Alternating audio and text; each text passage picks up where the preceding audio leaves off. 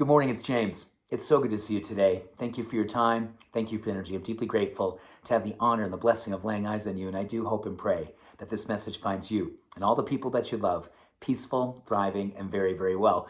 So I'm in my home office this morning doing some early work, focusing on a presentation I'll be doing next month, where one of the areas I'll be teaching is all about recovery.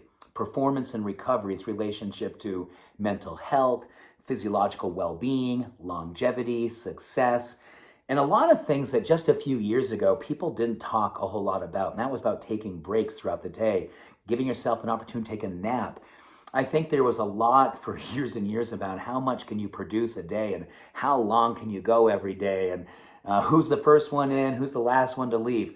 All of that stuff, and thank goodness, hopefully in a lot of cultures, it's starting to dissipate because people are starting to see the research and how powerful it is to be able to take breaks throughout the day. There's something called an Ultradian rhythm, which is kind of the wave that we go through every single day.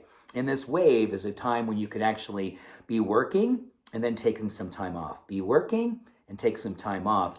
A lot of people believe that working in 45-minute blocks and then taking 15 minutes off is one of the most powerful ways to have creativity, to have performance, to have your best ideas, to be able to problem solve. And at the same time, when you're doing this wave work throughout the day, you also have a phenomenal opportunity to continually be managing your stress. At the same time, be managing your neurochemistry. So your ability to manage your mental health, your emotional stability is also augmented by following the wave. And I was thinking about how it is that probably an area that we don't necessarily give a lot of credit to. So I think when we think about our heart, we think, oh my gosh, isn't the heart amazing? It just works and works and works.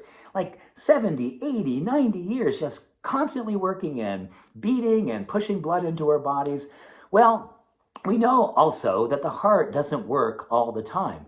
The heart can work all the time for all that time because in between every beat, it takes a break. It rests in between every beat. And there's a lot to be said about this, but I want to give you some really interesting math on how the heart does what it does. This is very interesting. When you think about how many times a heart beats in a lifetime, that depends on a lot of factors, right? But for the sake of discussion, let's say that your average heart rate is around 70 beats per minute.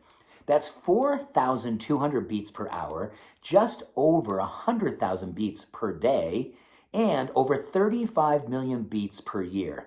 Now, assuming that you want to have a nice round number of how long you're going to live, say you're going to live right around, somewhere between 90 and 100, your heart will actually beat over 3.5 billion times in a lifetime. 3.5 billion times. That is a perfect way for us to think about our lives. In order for our heart to do that, it has to take time in between.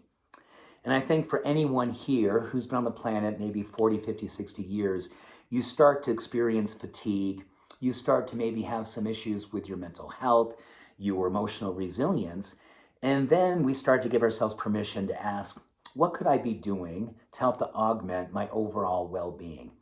How much rest do I give myself during the day? Do I step outside during those 45-minute windows and take a quick walk? Do I go outside and just breathe? Do I lay on the floor and do a breathing practice? Do I do the things that allow me to recover, to reflect, and really give myself the opportunity to feel grateful for what my heart does, and also what it is that we have an opportunity to do physiologically, spiritually, and emotionally.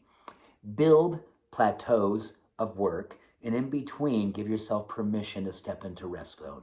When you step into the rest zones, you give yourself an opportunity to recalibrate and re-establish what our physiology, our neurochemistry, and our entire being needs to perform at its best.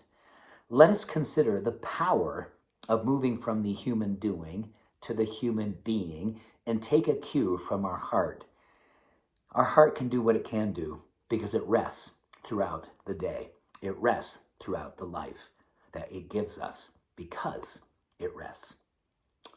Have a beautiful day. I look forward to seeing you soon. Much love. Every blessing. Bye for now.